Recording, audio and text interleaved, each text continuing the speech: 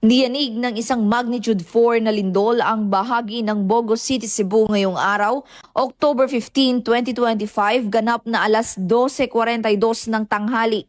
Ayon sa ulat ng Philippine Institute of Volcanology and Seismology of PHIVOLCS, batay sa Earthquake Information Number 1 ng ahensya, natukoy ang sentro ng pagyanig sa layong 12 kilometer ng timog, 49 kilometro kanluran ng lungsod ng Bogo. Sa kasalukuyan, walang inaasahang pinsala o aftershock, ngunit pinayuhan ng PHIVOLCS ang publiko na manatiling mahinahon at maging alerto sa mga posibleng pagyanig kasunod nito. Patuloy na minomonitor ng PHIVOLCS ang nasabing pagyanig at maglalabas ng karagdagang impormasyon sakaling may mga bagong kaganapan.